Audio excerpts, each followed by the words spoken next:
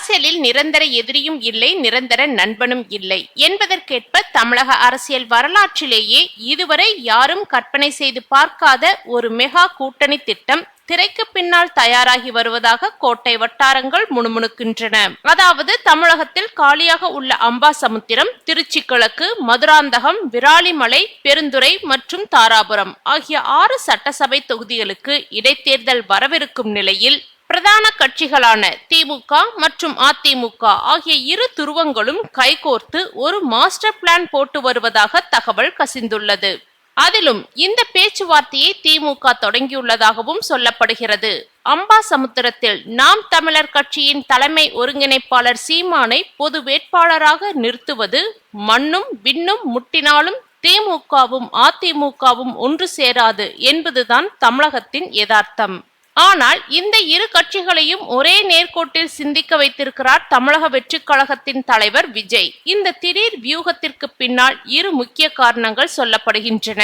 தவேகா கட்சி தொடங்கப்பட்டதில் இருந்தே அதிமுகவின் முக்கிய நிர்வாகிகளையும் எம்எல்ஏக்களையும் விஜய் தனது பக்கம் இழுத்து வருவதாக கூறப்படுகிறது. இதனால் அதிமுகவின் வாக்கு வங்கி சிதைந்து விடுமோ என்ற அச்சத்திலும் விஜய் மீது கடுமையான கோபத்திலும் இருக்கிறார் இபிஎஸ்.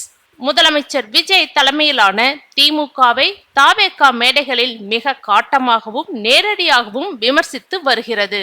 இதனால் திமுக தலைமையும் தவேகா மீது கடும் அதிருப்தியில் உள்ளது. இந்த சூழலில் வரவிருக்கும் 6 தொகுதி இடைத்தேர்தலில் வழக்கம் போல் திமுக, அதிமுக, தவேகா, நாதக என பலமுனை போட்டி நிலவினால் அது ஆளுங்கட்சி மற்றும் எதிர்க்கட்சியின் வாக்குகளை பிரித்து தவேகாவுக்கு சாதகமாக முடிந்துவிடும் என்று இரு கட்சிகளுமே கணக்கு போடுகின்றன.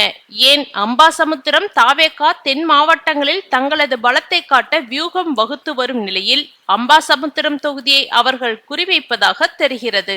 அங்கு விஜயின் வேகத்திற்கு முட்டுக்கட்டை போட வேண்டுமானால் அதற்கு சரியான நபர் சீமான் மட்டுமே என்பது திரைக்கு பின்னால் நடக்கும் பேச்சுவார்த்தையின் சாராம்சம். திமுக, அதிமுக ஆகிய இரு கட்சிகளுமே தனித்தனியே போட்டியிட்டு வாக்குகளை பிரிப்பதை விட தங்களின் செல்வாக்கை மறைமுகமாக செலுத்தி சீமானை பொது வேட்பாளராக நிறுத்தினால் தவேகாவின் வாக்குகள் சிதறும். இதன் மூலம் விஜயின் தவேகாவுக்கு ஒரு கடுமையான தோல்வியை பரிசீலிக்கலாம் என்பதே இரு திராவிட கட்சிகளின் கணக்கு. இதற்கு சீமான் சம்மதிப்பாரா? இந்த திட்டம் கேட்பதற்கு அரசியல் ரீதியாக பலமான லாஜிக்கை கொண்டிருந்தாலும் இதற்கு சீமான் ஒப்புக்கொள்வாரா என்ற கேள்விதான் இப்போது மிகப்பெரிய விவாத பொருளாக மாறியுள்ளது.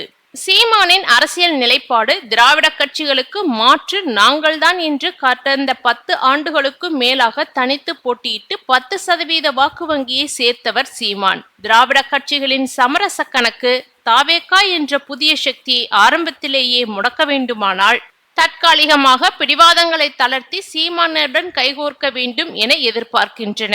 சீமான் கொள்கை முரண். திமுக, அதிமுக ஆகிய இரு கட்சிகளையும் மேடைகளில் கடுமையாக விமர்சித்து வரும் சீமான் அவர்களின் மறைமுக ஆதரவை ஏற்பது அவரது அரசியல் பிம்பத்திற்கு பாதிப்பை ஏற்படுத்தலாம்.